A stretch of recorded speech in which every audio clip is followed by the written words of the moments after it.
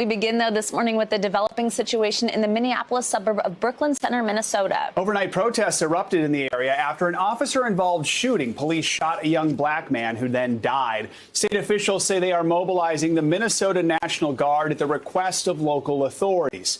The shooting happened during a traffic stop Sunday afternoon a few miles outside of Minneapolis. This comes against the backdrop of the trial of ex-officer Derek Chauvin, which is now entering week 3. Chauvin is accused of killing George Floyd last year, a death that also sparked protests. Let's get right to NBC News correspondent Shaquille Brewster in Minneapolis. So, Shaq, let's start with that officer-involved shooting in Brooklyn Center. What do we know about what happened, and how are the community and the police there responding?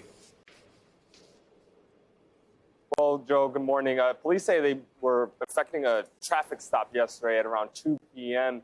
They say that when they approached the driver, they realized the driver had an outstanding warrant, and he tried to get back in the car at some point. And that's when they say one of the officers involved fired his weapon, hitting the driver of that vehicle. Demonstrators on scene, the family says the name of that person, it's 20-year-old. His name is Dante Wright. You saw immediate backlash, immediate protests at the scene last night, and some reports of looting and demonstrations last night. According to one report, about 20 businesses got looted last night. We saw the mayor and the governor respond overnight. Look at this tweet from the governor. He says that he's monitoring the situation in Brooklyn Center, which, as I mentioned, is just about 15 minutes from where I'm standing right now outside of the courthouse. The governor says that he's monitoring the situation, his wife and he are praying for Dante Wright's family as the state mourns another life of a black man taken by law enforcement. We also know the Bureau of Criminal Apprehension is also involved in this investigation. Another tense situation as, of course, the trial of Derek Chauvin is underway. And you mentioned we know Dante Wright's name because his family spoke out near the scene yesterday. What are they saying about what happened? Well, his mom was distraught. She was there in the moments after his death as protesters and demonstrators were gathering. She says that she got a call from him that afternoon saying that he just got pulled over because of some air fresheners that he had in the rearview mirror. She says that on the phone call, he asked for the registration information because this was a car that she just gave to him about 2 weeks ago. And she said that's when she heard an officer say, "Stop running," randomly.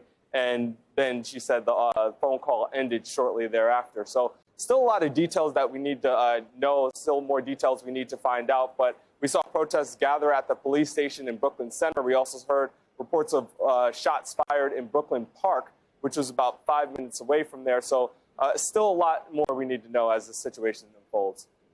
And Shaq, quickly, we do believe someone was in the car with Dante Wright, correct?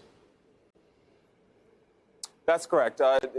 We know an officer say that there was at least one other passenger in the vehicle. His mother says that was his girlfriend. She was taken to the hospital with non-life-threatening injuries. And then it's also possible, and this is another detail we're still waiting on, that his son was in the car. We know he had a 1 or 2 year old son who might have been in that car. His family is saying that obviously that is another element to this. Dante Wright now, or his son now without a father. Shaq, let's turn to the murder trial against Derek Chauvin. So far, 35 witnesses have been called. The prosecution is preparing to rest its case early this week. How will they wrap up their arguments?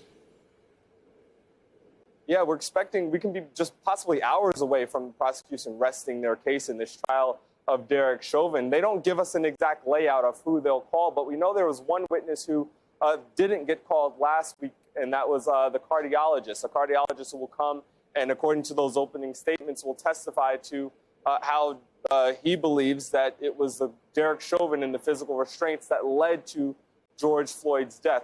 We also know that we'll hear from the family, a family member of George Floyd who will come and take the stand at some point before the prosecution rests their case. We heard from our colleague, Reverend Al Sharpton. He said that family member was Phalonis Floyd. The prosecution is not explaining or not expressing exactly who that will be. So we do expect to hear from a family member of George Floyd. And then whenever the prosecution rests their case, we know that this will go into the defense. The defense will start making their case and start laying out their witnesses before we get to the point where the jury will start deliberating. Lots to cover in Minnesota this morning. Shaq Brewster, thanks so much. Hey, NBC News viewers, thanks for checking out our YouTube channel. Subscribe by clicking on that button down here and click on any of the videos over here to watch the latest interviews, show highlights, and digital exclusives. Thanks for watching.